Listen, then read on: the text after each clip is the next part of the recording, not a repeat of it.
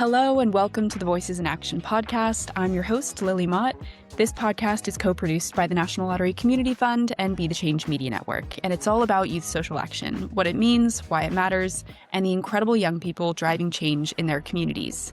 In this episode, we're exploring how young people's voices are being embedded into the work of the National Lottery Community Fund, not just as participants in programs, but as decision makers, advisors, and partners in shaping change.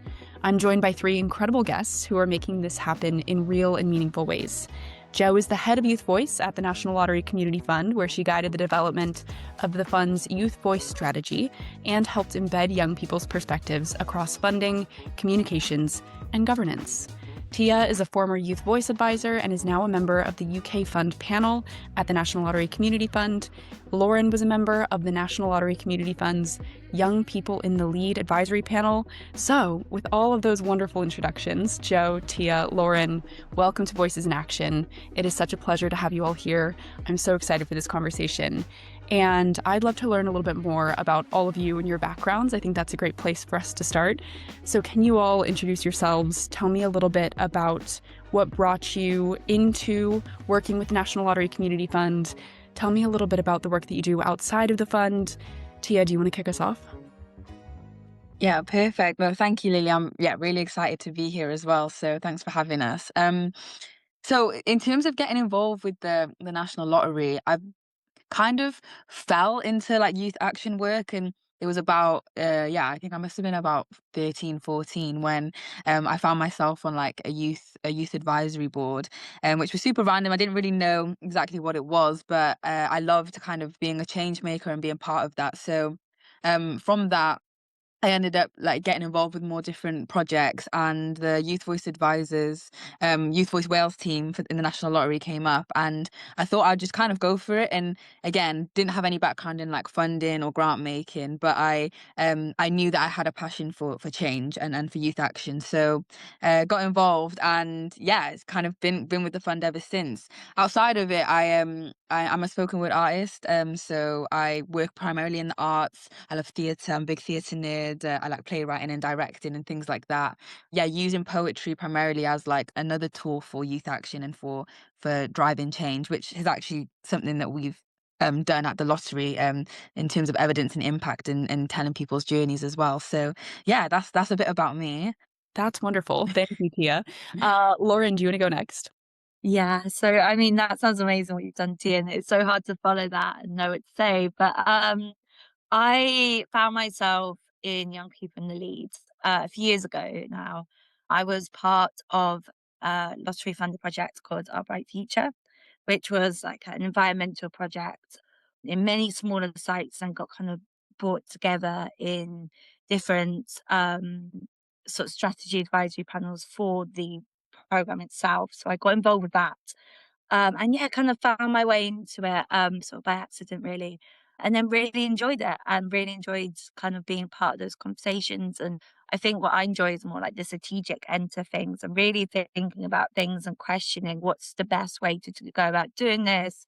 How can we, how can we achieve what we're looking to do? How can we involve people? How can we sort of put the right things in the right places to make these decisions? So it's that like real thinking about things aspect that I really enjoy. So in my free time, I read a lot of philosophy and lots of sort of like books about people and about change and about sort of psychology of organizations as well. So really kind of like those analytical skills that I really enjoy using. And what else do I do? Lots of walks. I enjoy living in London is lovely. There's lots of parks. So enjoying going out for walks, time in my garden, and starting a new project. I'm going to try and grow some vegetables. So wish me luck with that. So I'll see how that goes. That's lovely, Loren. Thank you. Jo, can you tell me about what brought you to the National Lottery Community Fund? What got you involved with the fund? Tell me that whole story.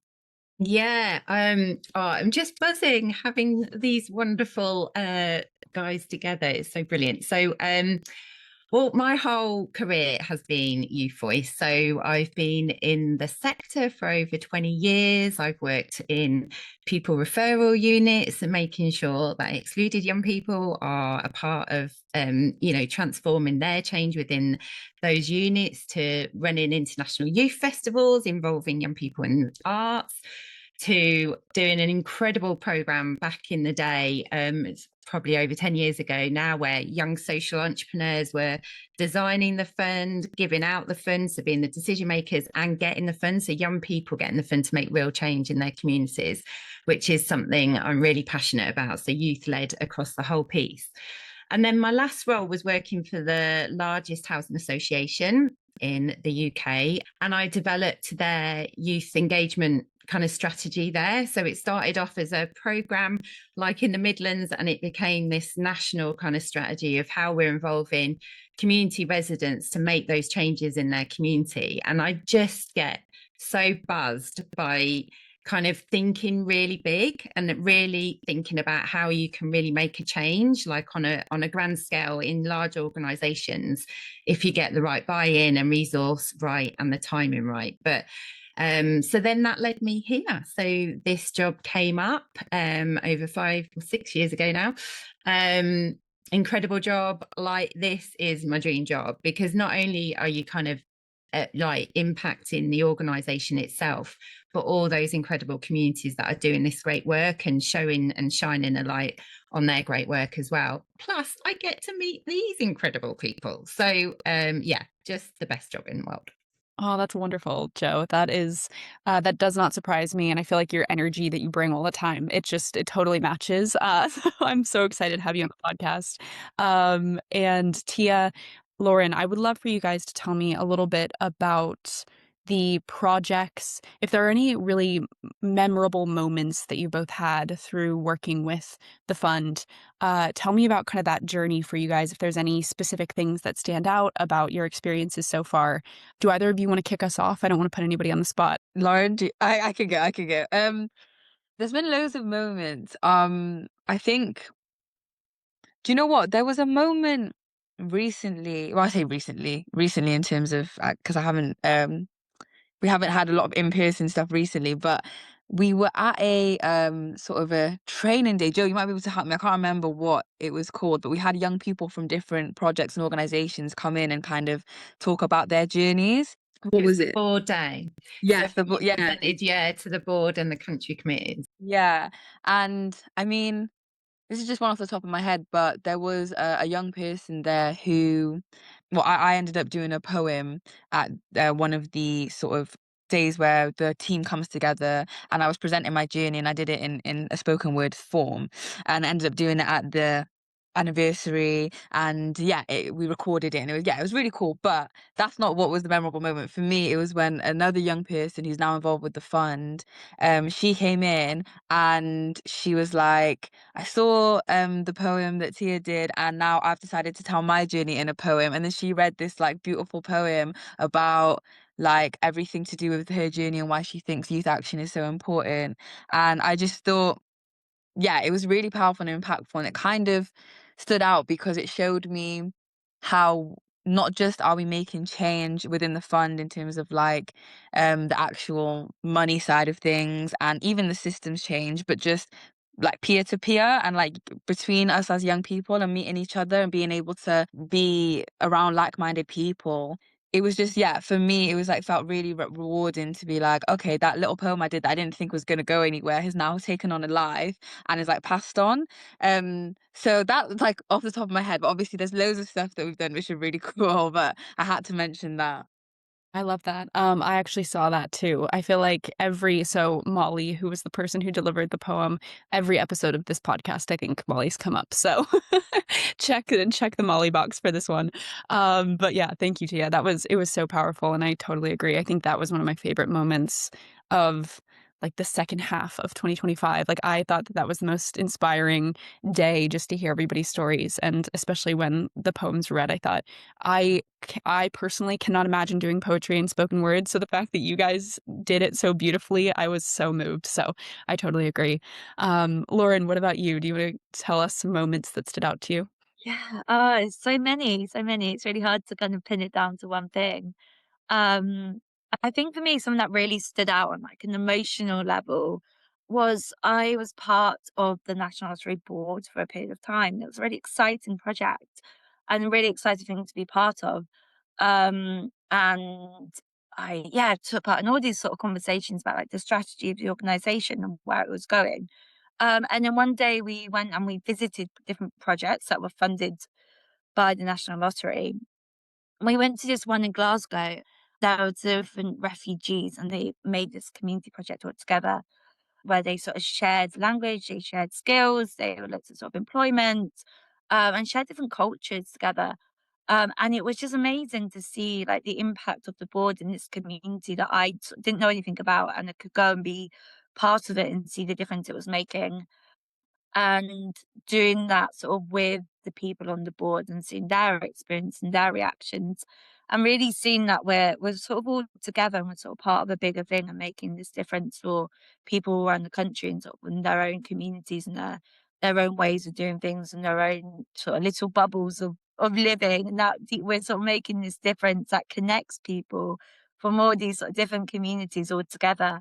So I think for me, it really brought home like the breadth of the impact and sort of how wide it goes. And you're doing you're sat at home, you're doing a podcast, and you're having these lovely conversations, and then reminding yourself that it goes out and it's impacted around the country.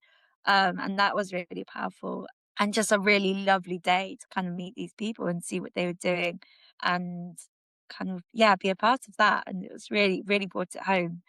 I've got another example which was a bit more like youth voice focused, which is when we did a little project on what makes a quality youth program, and then we delivered it to the funders and the people who worked within the fund, the employees.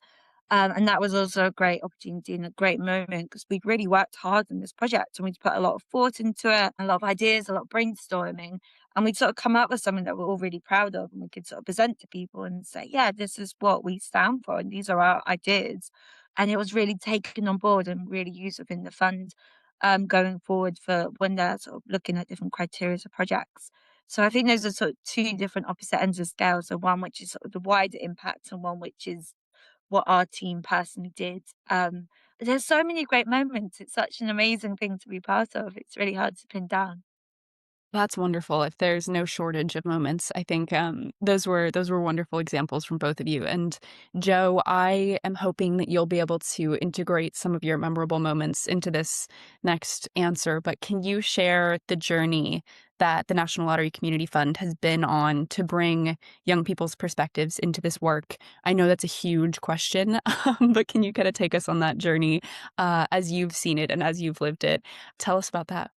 Yeah, brilliant. Thank you. It's just so lovely hearing your guys like memorable moments as well. But yeah, we've been on a long journey. So it's been since 2020, which is where Loren joined us and the amazing young people in the lead team. And that was the first thing I did was recruit those guys from lottery funded projects and make sure we had youth voice advising me from the absolute beginning.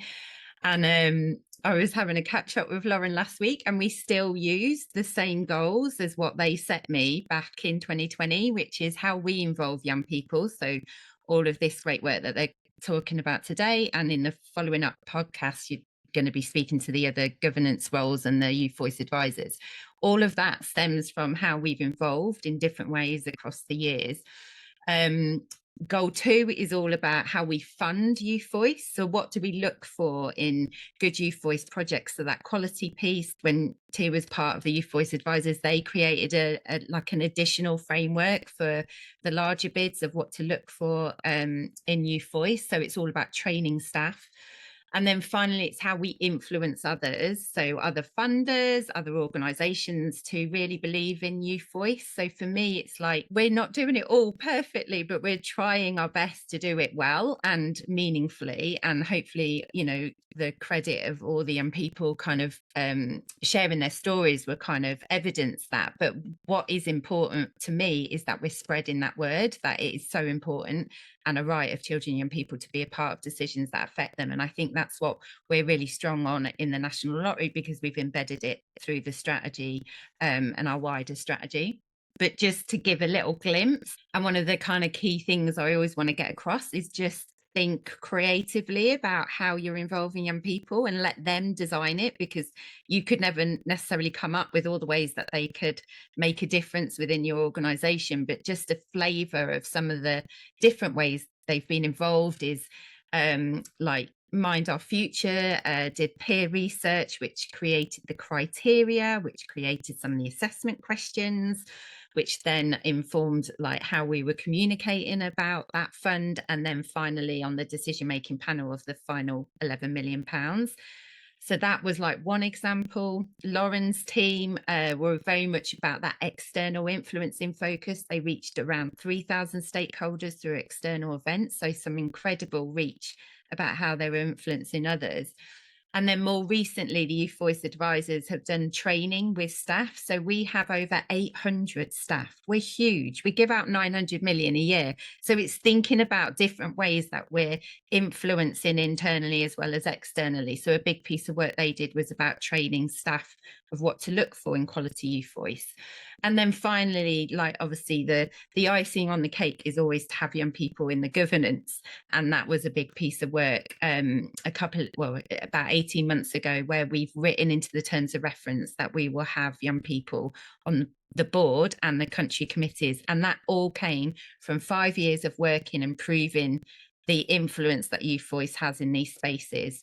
And that's additional to all the decision making that they're involved with, and this incredible podcast. Because actually, if I haven't found you, Lily, you know, this is youth-led change in comms. So for me, everything is about, let's just flip the coin and think, how can you involve young people in different ways and on their terms? Like, what is their skill? And let's bring that out in the room to change other people's opinions of how they involve. As you know, I can talk forever, but hopefully that's a whistle-stop tour of what we've done in bits at the fund. That's wonderful. Thank you, Jo. And for Tia and Loren, how have you seen your contributions shaping not just the funding decisions, but the wider practices of the organization? Of course, Jo touched on some of those different ways that you guys have been involved. Is there anything that Jo didn't touch on, or anything that you want to add to that? Yeah, I mean, I've been involved with quite a lot of organizations or doing youth voice work, or um, you know, trying to implement youth-led projects. And I think what I always say is, like, what Joe's done and here at the lottery has been the most embedded that I've seen. And it's because it's at all levels. As Joe mentioned, you got it at the governance level, you got it more externally, and the people that, like, embedding sort of young people into a lot of the aims of the fund as well is like means it's actively benefiting young people as well. And this sort of the give and take, I think, is really well balanced. As in, I think I've got a lot of experience, a lot of connections, a lot of also, I guess, like practical things, like it's a paid role for the youth work that you do, and a lot of organizations try to just have you do that voluntary. So there's been, yeah, it's been really embedded, and to be able to sit on the UK Fund panel, which is like Joe said, dishing out millions of pounds. I'm like, that's not like necessarily my background. I wasn't very good at maths, but what it does mean is I can influence change at that level. So I think what I've seen has been actually like an attitude shift as well, because although I've been involved, I think out of some of the youth voice providers, I was one of the newer ones. Like, I joined just on the tail end of Mind Our Future, the Youth Voice Wales team. So I haven't been involved with it as long, but even in the couple of years I've been involved with the fund, I've seen how Joe's persistency uh has shifted the attitudes of wider staff. Obviously, there's always work to do, and sometimes having to evidence impact with or big organizations is hard, and there's so many other things to be thinking about. But I've seen how more and more people have become more open to it and been able to see how it can benefit everybody, not just the young people, and that they can learn from us as well. So even, yeah, being on the panel, the other panel members who've probably been doing it for years, they could have easily looked at me and been like, she has no experience like in grant making, like what is the benefit here? But instead, I remember the first panel meeting we had in Birmingham, I was so nervous. I was like, they might just like, I don't know if I should even speak, kind of thing. Obviously I did still speak, but I'm not going to not, but I was nervous. But they really made that space for me to share my opinion, and not just to hear it, but to actually listen to it as well. So yeah, I've seen a shift in attitude, and I've also seen how it's like slowly just grown in terms of like numbers. So for example, like having like the country, like the Youth Voice Wales team in the different countries, but then it expanding to country committee and to panel. It's just like really grown in terms of the amount of young people now that are involved at all different avenues, which is really exciting to see. And like Joe said, the training as well is like putting us in the positions of delivery, and being able to share our expertise and tell some of the staff like what they might not be thinking about that we are going to think about because we're young people. So yeah, it's been in a lot of different ways, but just seeing how embedded it's become and writing it into actual sort of the processes, and kind of making it a requirement rather than just a nice thing to tick a box. I love that. I think that's amazing. Go for it, Lauren. Yeah, I think for me, it's sort of proving that it can be done.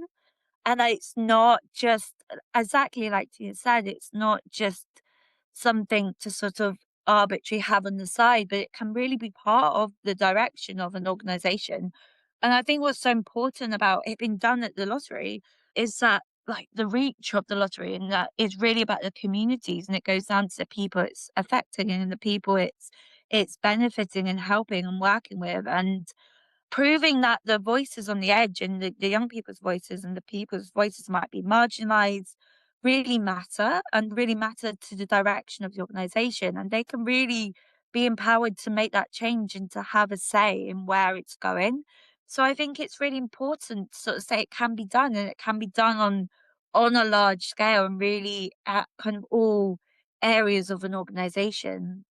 And in a way, it's sort of giving that hope, and that message that it is really valuable, and it is possible, and we're sort of doing it, and it's kind of really role modeling for the organisations, hopefully, that we fund, and sort of other organisations in the space. That it is possible, with a lot of determination, a lot of hard work, and a lot of, and there's resources and there's effort that goes into it, but it is possible, and it's a really beneficial things for kind of both for decision makers and for people who use the services and use the organizations, and everyone gets something out of it. It's a really rewarding thing, and all ends, someone is gaining something and sharing something as well. So for me, it's a real story of like possibilities and a story of hope about what can be achieved. And I think in that sense, it's really uplifting. Lauren, that was the perfect segue to my next question for Joe. And I think that you actually provided a bit of an answer to this next one too. But my next question for you, Joe, is why do you think it's important for a funder like the National Lottery Community Fund to include young people in decisions that you're making? I know that this might seem kind of obvious from the place that we're sitting with you three incredible individuals. But Joe, can you kind of spell that out? Why do you think it's important for you to be doing all of this work that you're doing? Yeah, I mean, Lauren has just summed it up perfectly, because I think what really excited me about this role at the lottery is the reach and the scope and the influence, and how we're an arm's length body to the government. So there's so much responsibility we have in doing things the right way. And I think as proving how you can involve young people's voices across the work, that we can overcome different barriers to making sure it's meaningful and that they're making a change, is really kind of showcasing how others can follow route. I think I always, and again, Lauren touched on this a bit then, but for me, I always talk about the triple impact in voice and social action, participation, whatever you're working on, it, there's a triple impact. The impact is to the young person, so hopefully it gives them the journey that they need to get to their next steps. it's a benefit to the organization itself, because you're going to get to see through a different lens. It's an equity lens, so you're really kind of opening your eyes to like new ways of thinking, and often innovative as well, and fresh thinking. But also it's the ripple effect that happens in society. And I think that's where institutions like ourselves do have that added responsibility to be more than just a fund, and to do things for the right reasons. So I think, you know, they all are kind of the reasons why it's such a big part of our strategy moving forward. And but it wouldn't be a success without these guys, and you know, the skills that they bring, and the attitude that they bring, and then the buy-in across the organization. So it's a true team effort. Definitely.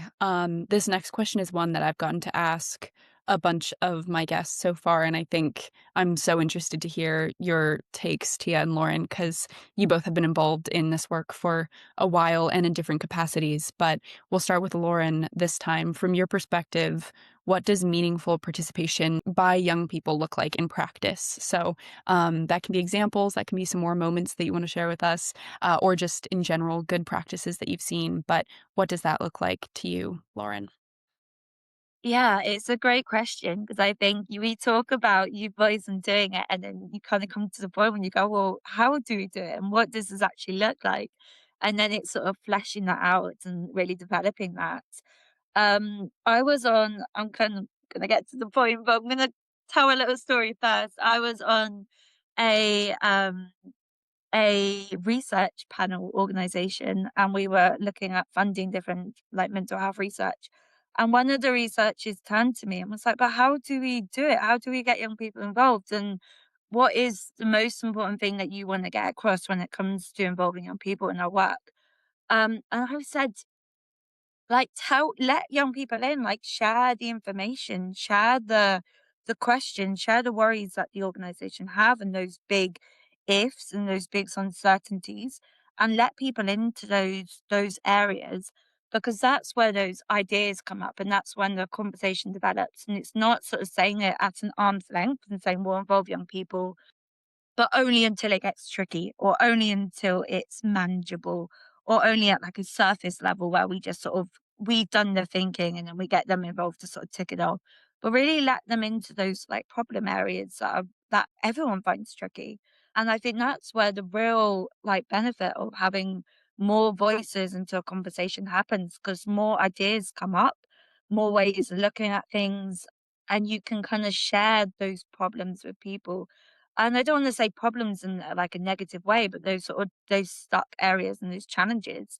So I'd say really let people in, be really transparent and open, and candid, and don't shy away from letting people into those really kind of big problems and those big areas that really need to be focused on and developed and fleshed out, and sort of let people into those decision making spaces, because that's where like the real benefit happens of having those voices, and having that perspective and those ideas.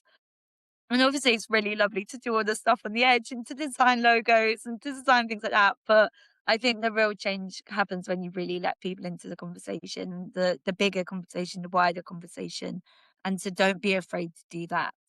Because young people can handle it, and they can take it, and they have a say, and they have opinions, and they have different perspectives, and they can be a part of that conversation no matter the scale of it.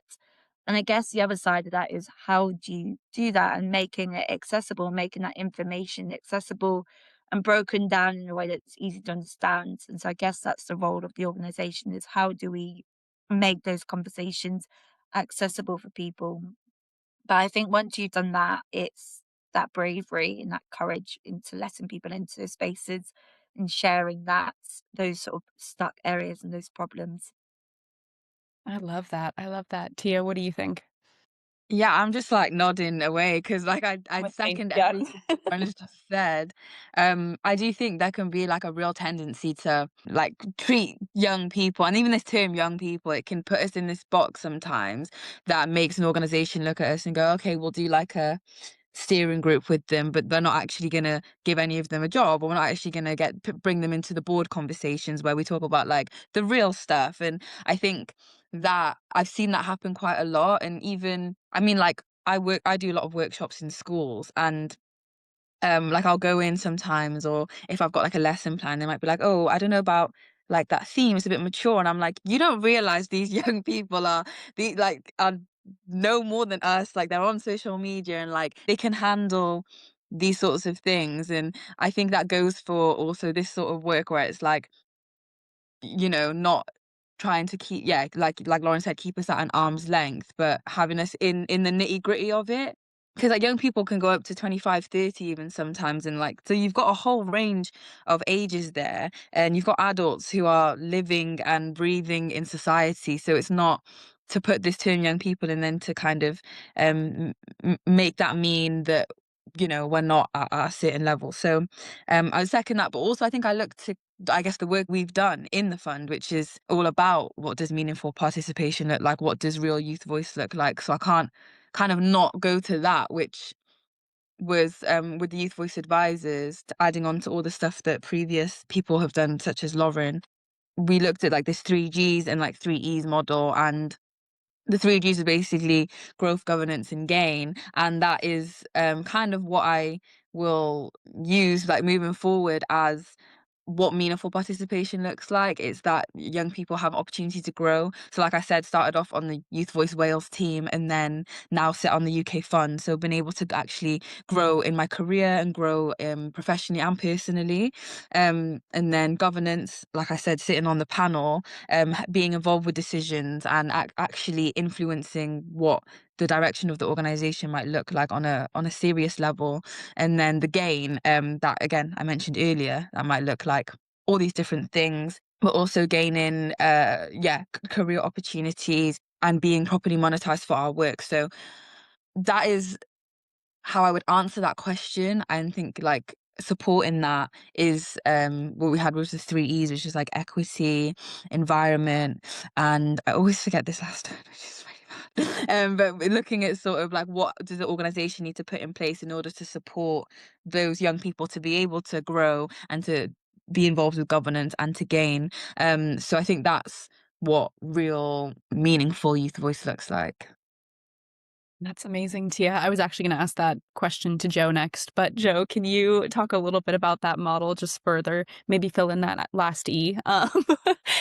But thank you, Tia. That was wonderful. Joe, if you want to, could you talk a little bit about that?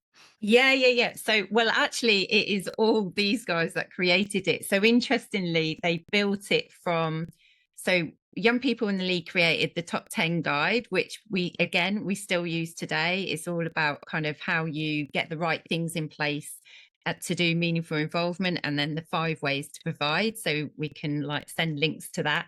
And one of them is obviously looking at feedback loops. So making sure any meaningful involvement is also feeding back to the young people what change has happened. So that for me is a real no-brainer. That is the game changer, I think, when you come to working with young people. How have they been fed back to on the change that they've made? But going to the evolution of the 3Gs, which is being used across panels. So obviously, in the panel that Tia now sits on, which is multi-million pounds of funding, and it's also been what's used to train across other funding, I think it was empathy, environment. So it is having empathy, and the whole piece there is about how you need those trusted adults around the young people to understand and that culture shift happen. And then the 3Gs being gain, governance, and grow. But I just kind of wanted to pick up on, I suppose, being on the flip side and being that provider of that. Literally, I know I said at the beginning it's the best job in the world, but the thing that kind of, and Tia and Loren, hopefully you feel this, but for me, the best thing in the world is seeing their light bulb moments happen. So, all their favorite moments, but also how they grow is just like you can't impact measure it, which is really hard, and why this work is sometimes really undervalued, actually, because like youth participation workers, how can you bottle this incredible development that happens before your eyes? But more so for me, it's that buzz of seeing them, like the light switching on, that, oh my God, we've just had an impact on those hundreds of people, or we've just changed that decision because of our own experience and using our own lived experience and how we articulated it. So I think for me, that's what excites me the most, is seeing all their, I call it light bulbs switch on, to go, oh my God, I can really make a difference. And that to me is what, gets me up every day. I love that about meeting all these incredible young people and what they can achieve just by being in the room. So I didn't mean to sort of jump in, and I don't want to sort of take the conversation in a different direction, but I just, based off something Joe said, I just wanted to share a point on kind of that evidencing the impact of youth work and the impact it has on young people, and how it's not something that's easily quantified, and kind of emphasizing why, like, this, for example, this podcast is a really good example of what qualitative data can look like. Because I think a real issue when we're talking about why do so many organizations still not embed youth voice, or why does it feel like it's not something that's like as resourced, and I think a lot of that comes down to the fact that it's not, like, it is hard to sometimes evidence the impact of a young person's journey. You can do all the like case studies you want, but when numbers are what speak, it's quite hard for an organization to be able to see why it's important. And I think then I would like I bring sort of the light back to young people there, because I think we come up with really creative ways to do that. For example, like I said, this podcast, or if it is the poem, or if it is, whatever that looks it like it's a way that we can tell our stories and be able to show the wider world and other organizations what this means, what it does, and how it affects us. But I do think it's an issue within the youth sector that, like, we've been facing for a long time and will continue to face. Because I think as well, coming from the arts, it's another thing. You have a young person do a theatre show and their confidence has massively grown and they're like a brand new person. But how do you really put that into evidence in some of the like applications for funding and things like that? Is difficult. So I think it's important to always talk about that when we're talking about youth voice and how important it is as well. So yeah, I just wanted to jump in on that point. Thank you, Tia. That's such a good point, and I do think I really resonate with that as far as the creative world. I think it's so hard to bottle up a lot of that, and you don't wanna have somebody, you don't wanna be like, "Oh, can you give me a quote about your experience?" That just doesn't land as well. It's just not as powerful, so I totally resonate with that. I'm doing the little head bob nodding the whole time for those who are just listening. But I have another question for you, Joe. What advice would you give to organizations trying to meaningfully involve young people in decisions? Again, really big question. And we'll also link all those resources that you mentioned, Joe, in the description. So you don't have to cover all of it, but where can people start? Can you give them some advice? Yeah, I mean, start with young people. It's the obvious answer because they'll come up with the creative ways that they want to be involved. But you, so that's obviously a no-brainer.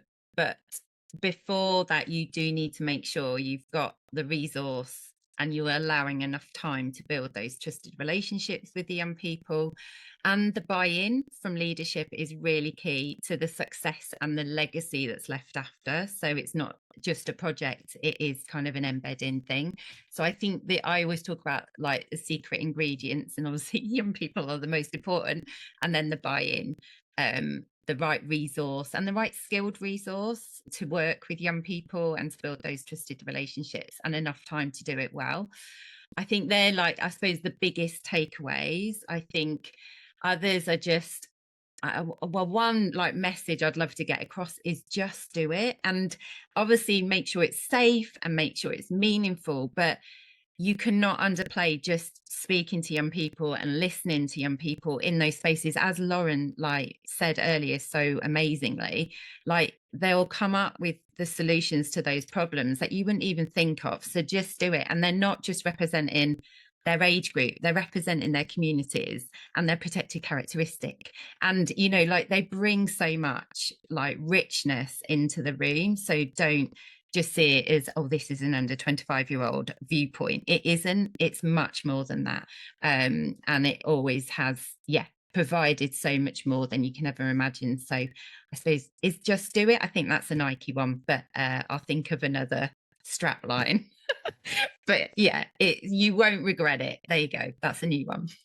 There we go. We'll steal it from Nike. That's okay. I have one more question for all of you to tie us up today, but we'll start with you, Loren. Looking ahead, what excites you most about the future of young people's participation at the National Lottery Community Fund? Big question there. I can give you a second to think about it. But Loren, if you want to kick us off, go for it.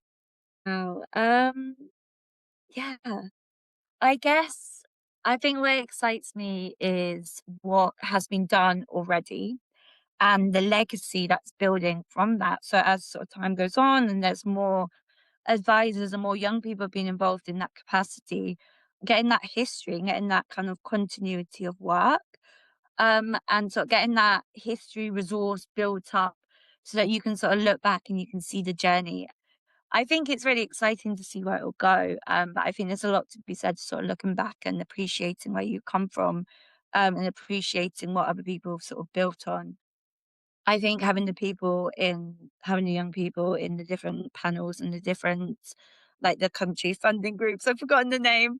I think that's a really exciting thing. So I guess my hope would be that like continues and that more young people can sort of see where it's going and see the opportunities that are out there. Because I think it's so easy to think that there aren't opportunities for young people and that there aren't sort of really exciting, innovative work that's been done in places, and also not knowing how to get involved in it if you want to.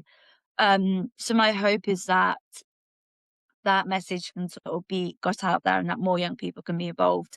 And maybe your young people can ask sort of their own involvement in their own communities as well.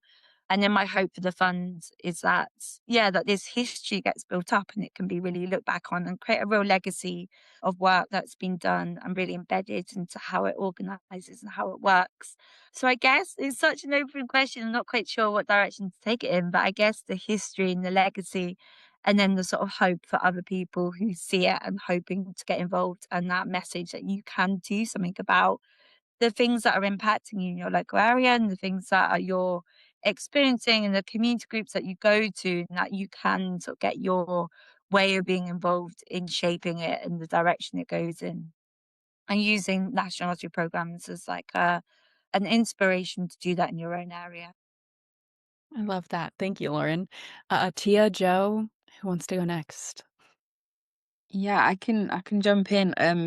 It is a big question. I think, to be honest, what like excites me the most about the future of National Lottery is Joe. And I know she's but I'm not just saying that because she'll be the first person to say it's not about her, because obviously it's about the young people. But like I said earlier, the how it's grown, I think it's grown really quickly. Youth voice in the lottery. Like I said, I've been involved in other organizations, and just having a young person on the board can take so long. So the fact that we've now got young people on the board, we've got the youth voice advisors, we've got the panel, we've got country committee, like there's young people in so many areas.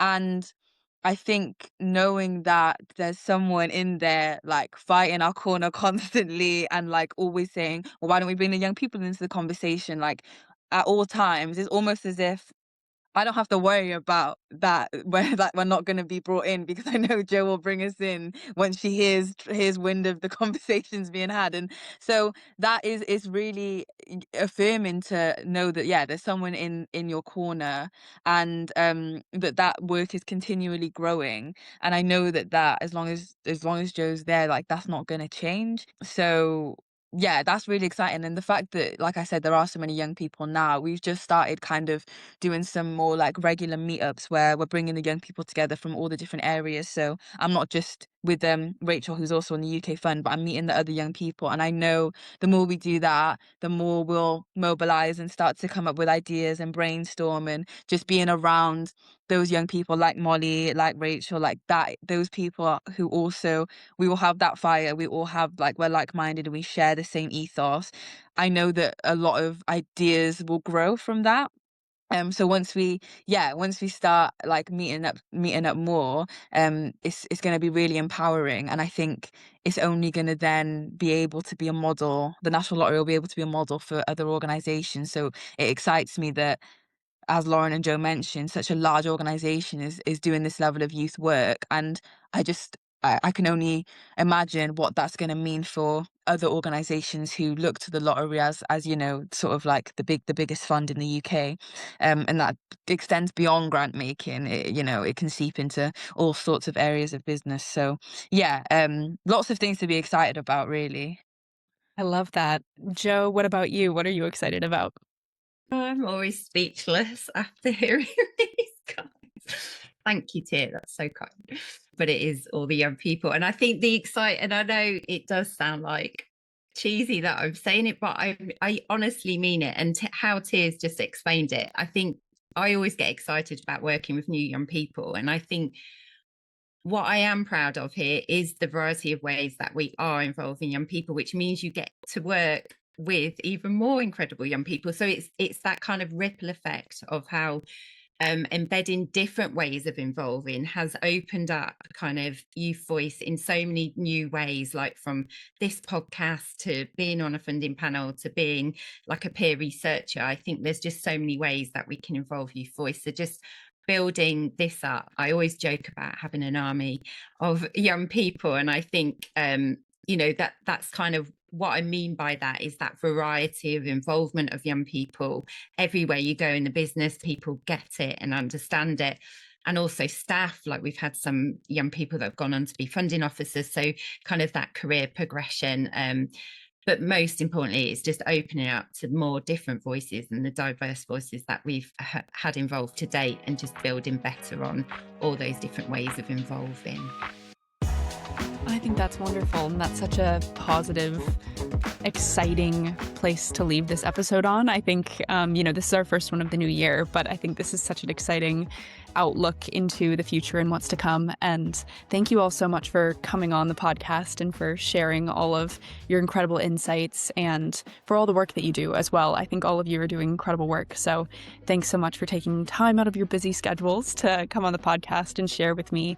For anyone listening, if you're interested in learning more about embedding youth voice in your organization and how the National Lottery Community Fund does it, please check out the links in this episode description.